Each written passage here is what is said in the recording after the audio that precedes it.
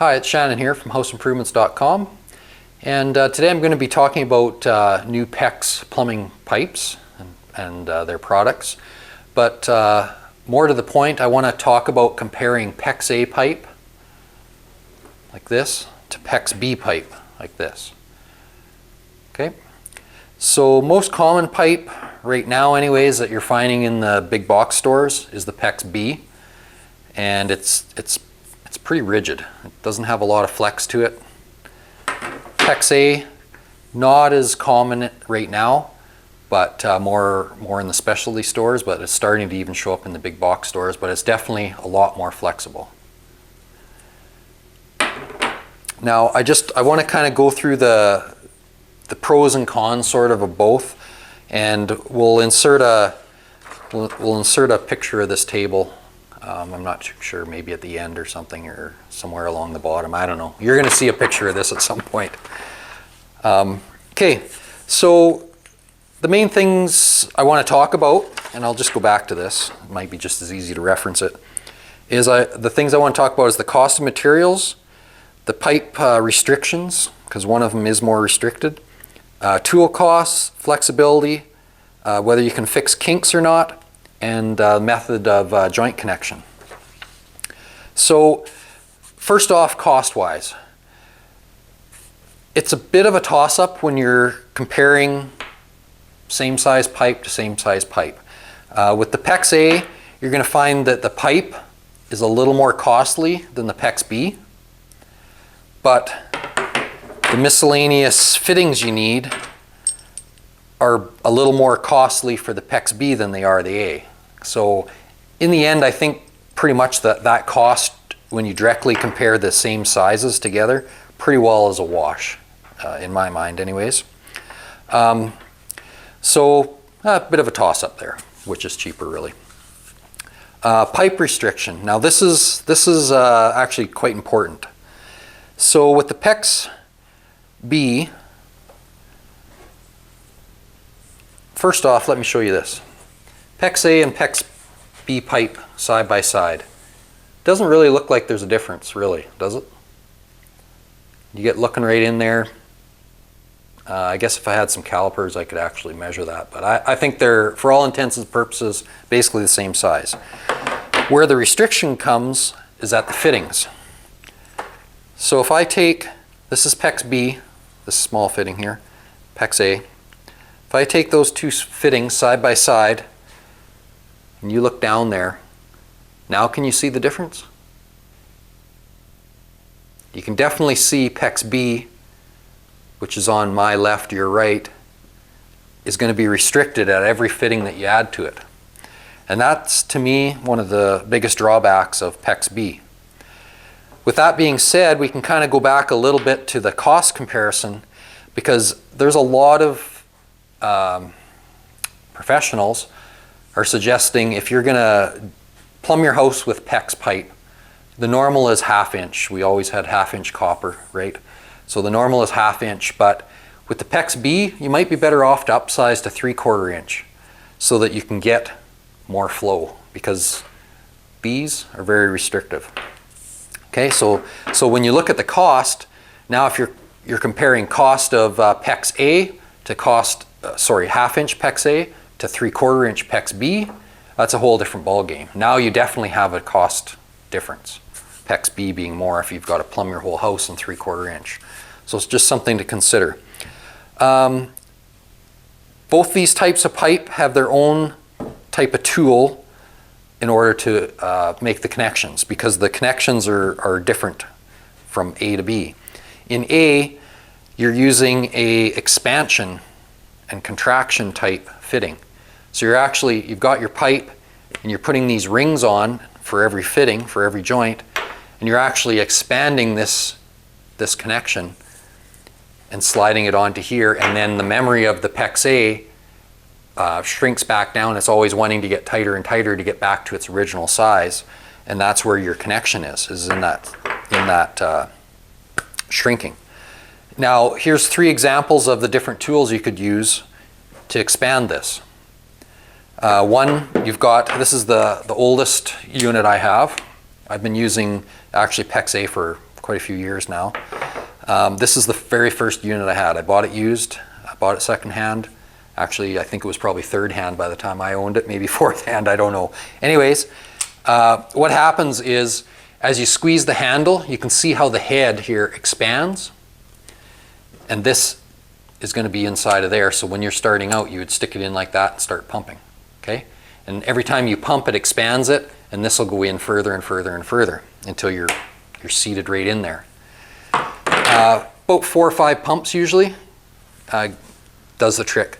Now the problem with this tool is that when you're expanding this pipe, they recommend that every time you stretch it, you turn this tool a little bit so you don't get these marks lining up inside the tool, which possibly could cause a leak.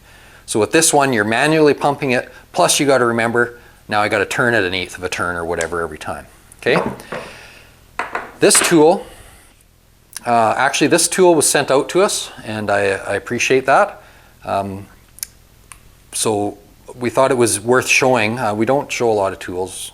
People send us stuff all the time, but I thought because this one is fairly innovative that I wanted to just talk about it a little bit. So this one is the same thing. You're pumping, right? You're pumping. But this one, the head is actually turning for you.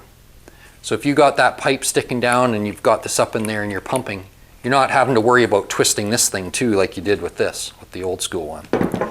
So this is a step forward from here because the head itself is turning every time you pump it. You don't have to worry about it. Okay? So that's that one. Now there's also some battery operated expanders as well. So this is even simpler because you simply stick it in there, pull the trigger, hold the trigger, and it's expanding and turning and doing all its magic all in one time.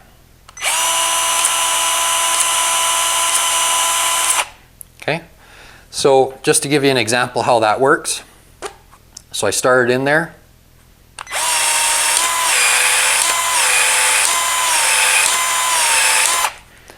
Like so, and then you would stick your fitting in, and within a few seconds it's ready for water pressure. Okay, so that's Pex A. So you've got a few tool choices. They're all basically doing the same thing because there's only one way to connect this, and that's with this, what do they call it? I want to make sure I'm using the right terminology here. Contraction ring. Okay, so good system. I use it all the time. Pex B.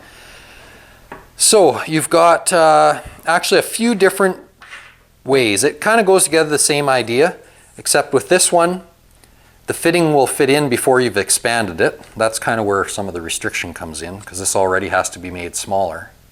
That fitting won't go in until I've stretched the pipe. Oop. First we want to put one of our crimp rings on. So the fitting can go in the pipe. This is a crimp ring, this one. There's also these ones, which is a pinch ring or a clinch ring, whichever you want to call it. So the main difference here is you can put all these together and then you do your connection. What can happen with this system is sometimes guys going along and getting things all together, and because you can slide that ring up there, and if you don't look close at it or bump it, you might actually miss making a connection because you looked over, oh yeah, the ring's there, I must have got that one. Where actually it's not there, and turn on the water and it blows out. So that's one drawback to this. But anyways, so you've got the this tool for this type of ring, and this one does 3/4 inch and 1/2 inch. This one basically compresses that ring. So once I have that ring all on there, and I gotta get this opened up all the way, and I get the ring within 1/8 of an inch of the end of the pipe, and the pipe's pushed on right to the shoulder of the fitting. Oop. See, it's moving all over the place. Get it on there, squeeze it, it's done.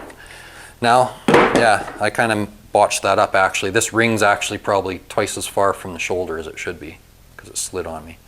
So anyways, that's one system. This one here is the clinch. So basically this ring would be right in place of that one. I'll just slip it on there. I know this isn't going to hit the fitting or anything. But basically this one is a little different. It's kind of, I can do it with one hand, I'm not sure if I can. Oh yeah, I guess I can.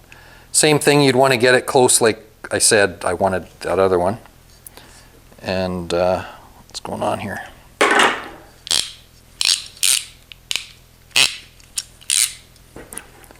don't use this system really, as you can tell. Why won't it go? I guess I just wasn't pushing hard enough. So then it'll bottom itself out once you've got it far enough on there. Now it's kind of past the connection, but those are how the two work. I actually kind of like how that cinch ring went on there better than the crimp one. But anyway, so you've got, I think there's actually one other style too that's a different tool yet. But anyways, you've got a couple different types of rings for the Pex B that you can use, which require their own separate tool, depending which one you pick. Okay? So that takes me back to where I was on that, was tool cost. So for Pex A, you're looking at around $100 to $600, depending on which variety of the expander tool that you purchase.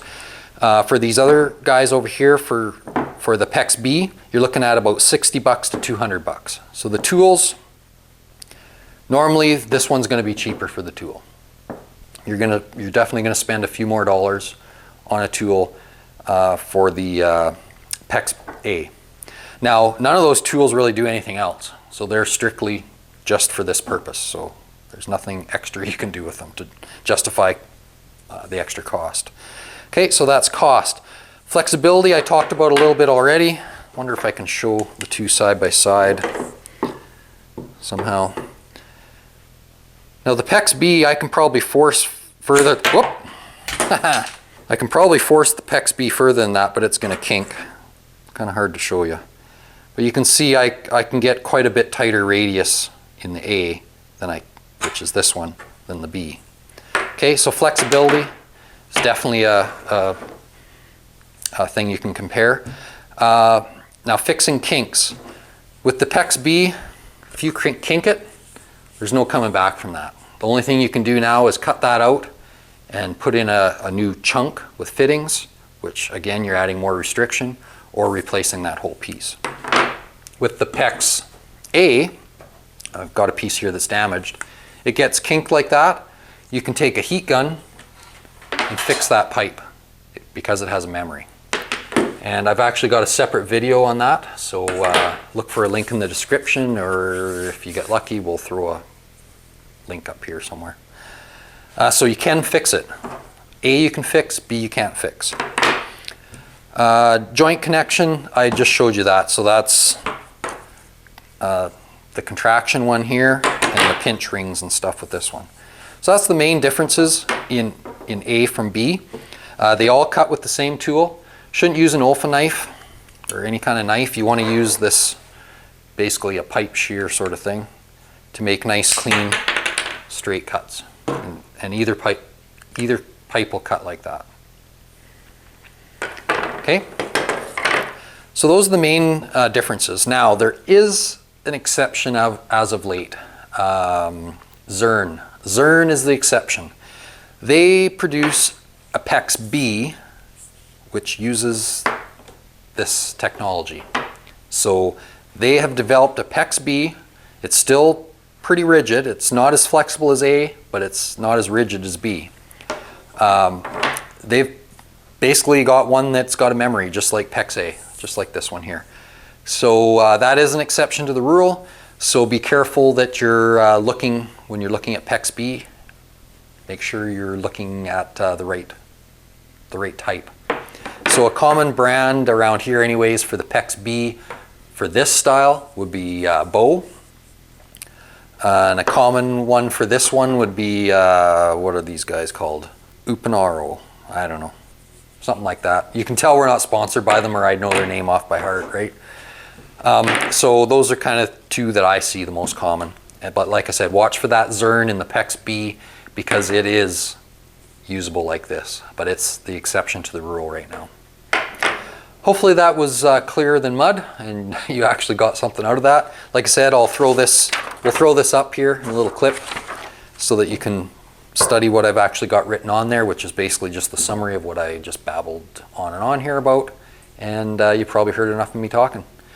Smash the thumbs up, subscribe to the channel, and check out all our other videos.